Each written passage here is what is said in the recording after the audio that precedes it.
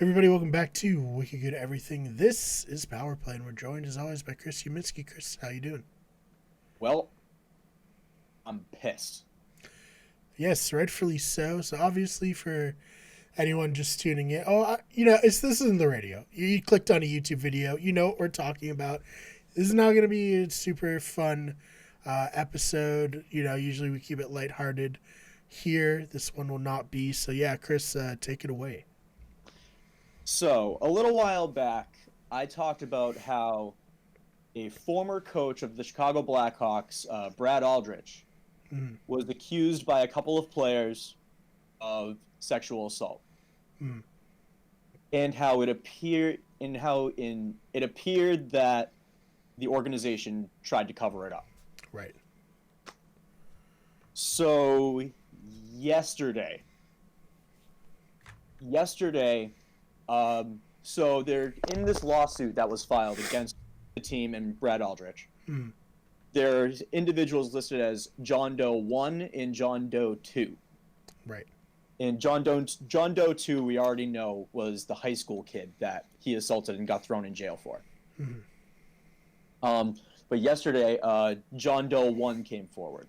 mm, And his name is Kyle Beach. He was, during the 2010 Cup run, he was 20 years old. He was what's called a black ace. mm, And I don't know if this concept exists in the other leagues or not, but what a black ace is essentially a minor league player that gets called up for the playoffs mm. to serve as like an emergency backup. Yeah, Probably I not. think Probably in not the going to spend MLB the you ice time. can But, do like there to that. like practice. Right. Yeah. Yeah, it seems like it's like, especially with that, especially with like the practice aspect, that seems like a pretty like NHL centric thing. Obviously, the NFL, like, there's not a minor league for the NFL other than like college football. So I'd say like the practice squads maybe. yeah, practice squad always part of the team. You can call them up anytime. So a little different, little interesting wrinkle into Yeah. this because he was pretty young at the time when he got called up. 20 years old. Mm, So he's 31 now. right. Yeah, so like he was just like a minor leaguer who got drafted in the first round in 2008 by the Blackhawks. He was the 11th overall pick. Right. Um, so he never saw any NHL ice time, but while he was traveling with the team when he was called up to the Blackhawks, and the incident happened in San Jose. Mm, Basically, Brad Aldrich lured him to his like hotel room, and I don't want to get into it by the little trigger warning for sexual assault. Basically, Brad Aldrich assaulted him.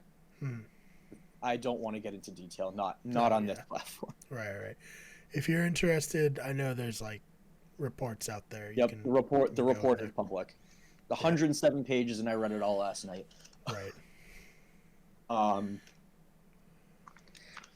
Yes. So then after that, and this is I don't know if the way I'm describing it is really doing it justice, but I'm doing my best. You're doing a good job. Don't worry about that.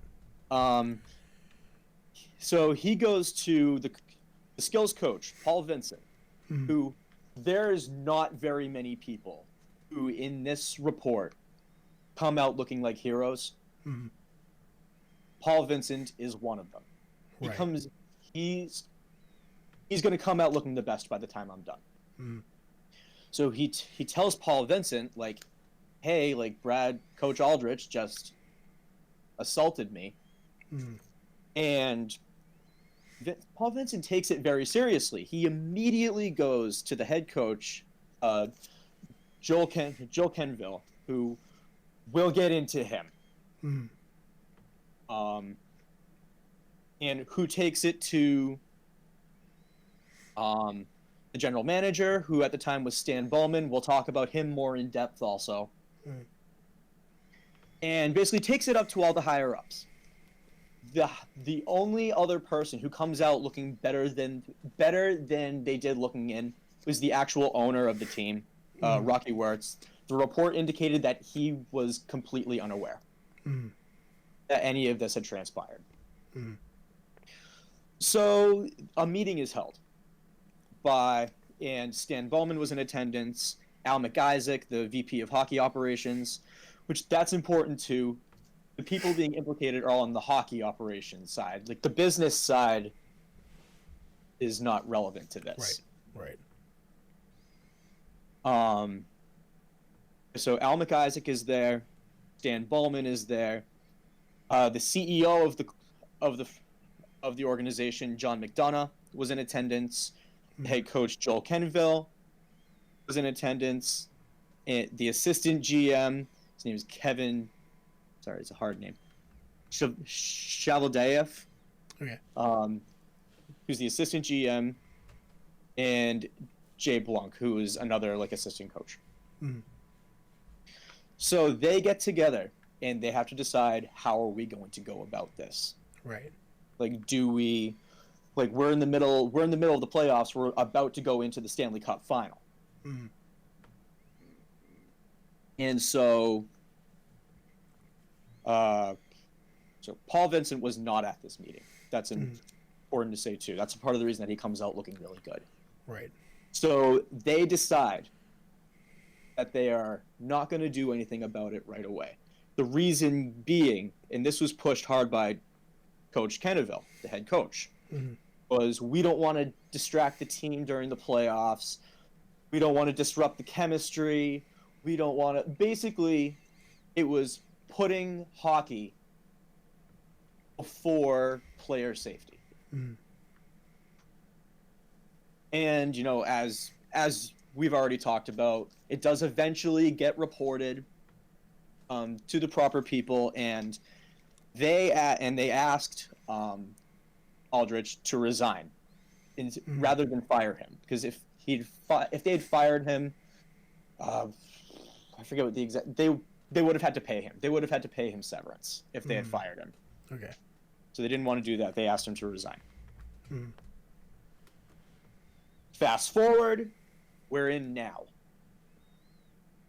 So it all starts coming out. We learn who all these people are. The Blackhawks hired a law firm, Jenner and Block, to basically investigate themselves. Right. And the Jenner and Block report, it's required reading. Because they did a very thorough job. The deal with Aldrich resigning was they basically told him, you can either resign or we're going to launch an investigation. Right. And because they gave him that option, he was like, I'm resigning. What else would you do? So, coming back to the Jenner and Block report, it basically says that because of the way that the people who I just named who were at this meeting, because of their actions and their basically he heavily implicates every single person in essentially covering this up. Right. We'll be here for a half hour if I go into any more detail. Right. But so they name all these people. Some of them are still around the league. It was also revealed too that Brad Aldrich had assaulted a 22-year-old intern with the team as well. Right. And so a lot of these people are implicated just in that. So yesterday and the day before is when everything comes out. We now know everything that happened, all of the graphic details based on this report. And it is a PR disaster for the Blackhawks. Yesterday, they played a game against the Toronto Maple Leafs, who, as everybody knows, I love rooting against and watching them lose. Which we'll get to that at some point, I hope. I was rooting so hard for them watching this game. And even they were playing in Chicago, the team got booed as they took the ice. Yeah. For more reasons than one, but the overarching thing was that. Yeah. Oh man. So yeah, I think too. Reading through some of the interviews with Beach, and it obviously very brave of him to come out to put his face, because he didn't have to do that. He's the other hero coming out of this story, and he kind of like puts it out there, like if this had been taken more seriously, that he wouldn't have been able to go on to assault other people and get into positions of power to where he'd have access to do that. And like just sports in general seems to have a huge issue with letting people get away with stuff. I mean, the U.S. gymnastics team and Larry Nassar, very similar. Like no one was willing to really take these people to task, and it allowed, it's them disgusting. to go on. Yeah, it's absolutely disgusting. I've been in a pissed off mood all day just because of this. Yeah, and I don't know how, like, I don't know how you can let any of those people who covered it up work in the league anymore. I know. Oh, we're getting there. Yeah. Do you want to take it from there? Because I know last night one of them was, coaching a game. Oh. Yeah. So, well, I'll talk about that real quick right now. So, Joel Quenneville, who has since left the Blackhawks, is the current head coach of the Florida Panthers, who are having an absolutely phenomenal season.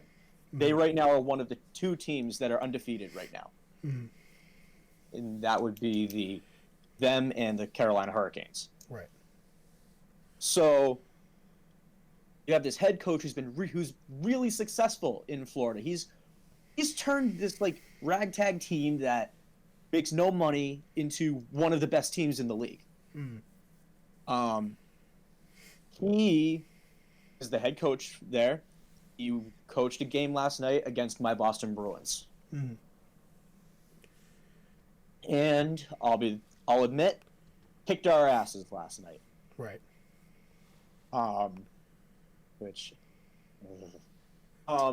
And I kept on thinking, Florida Panthers played so well, they deserve the win. Quenneville does not. Quenneville deserves none of that win. Right. So he had a meeting today with the commissioner, Gary Bettman, basically over all of this, and they was still allowed to coach the game last night. And I can't think of a single person. I've been surfing hockey Twitter, blowing it up. Every single person is in agreement that he should not have coached the game last night. Yeah. And it's a bad look for the NHL. It's a bad look for the Florida Panthers. Yeah, I mean, realistically, I know, like, okay, he's brought this team to a good point, but if you're the owner of the Florida Panthers, I don't see how you don't fire him. I'm still waiting to hear back how that meeting went. It happened at 2:00 today. I'm still waiting to hear back what happened. If he isn't fired tonight, he will be tomorrow. Right. That's what I think. I mean, how could you keep him employed? Like, the only thing I can see them saying is, well, we're undefeated right now. But again, that's putting hockey before a very serious situation. Yeah. What about some of the other people involved in this? What are they like? So doing? The big one. This all went down yesterday. Stan Bowman, who at the time was the general manager of the Blackhawks, and he's the president of hockey operations. He resigns. He resigns basically because of this and how bad he looks in this report. He was one of the people saying, like, we can't do this. It's going to make us look bad. It's going to affect the team. Like, and not only has he lost his Blackhawks job, he was also the general manager of Team USA, U.S. national team, and he is no longer that. Right. So he's basically lost everything because of this. I mean, deserve to lose everything. Yeah. Any other big points you want to hit on for this one? Because like I said, I'm waiting to hear back on what's going to happen with Kenneville. The Blackhawks did get assessed a $2 million fine by the NHL, which I think that's great. The most you can really do to a team, right, to punish them as a whole, is to fine them. I maybe would have taken a couple draft picks too, but yeah. And Rocky Works, the owner, basically came out and said every single executive from 2010 will no longer be with the team, and they are not welcome back. Yeah, that's good. And all these guys are going to be blacklisted. Yep, for sure. I mean, hey, that's good. Good for him taking a stance. Like, obviously, as you said, he didn't know. I can believe that, just because, like, you know, the coaches probably the nature of a team owner. Like, they usually don't get super involved unless you're Jerry Jones and Robert Kraft. Right. Exactly. So, I mean, I'm sure he's horrified with the situation and trying to do what he can to make it right. Hopefully, anyways. He's already started to take steps in that. As far as the legal proceedings are concerned, he's come out and said, I want to settle. Yeah. Like, I want to settle. I want to make sure that they get what they deserve, like, in compensation, but also, like, not soil the team forever, the organization, with this kind of a legal case, so everybody kind of wins. Yeah, no, I mean, it's going to be a big hit. I don't think the Blackhawks are going to get out from under the shadow for quite a while. Yeah. So. All right, man. Anything else you want to touch on? For this, I think I'm done. Everybody knows what has put me in a shitty mood all day today, and I'm holding a lot back right now for the sake of everybody else's sanity. Right. Oh man. All right. Well, do you want to plug your Twitter? You said, obviously we don't know what's happening with the coach yet. You'll know. Chris will tweet about it. On my Twitter, I do have a link to Kyle Beach's amazing interview that he did with TSN, and I have a link to the report as well. Yeah. And you can find all that at Chris_Uminski. So go follow him there. You can follow me on Twitter at @TheFakeBMarr. It's BMARR. Chris, thank you so much for your time and all the effort that went into collecting all the information for this one. Thank you. And we will see you all in the next one. Thank you for listening.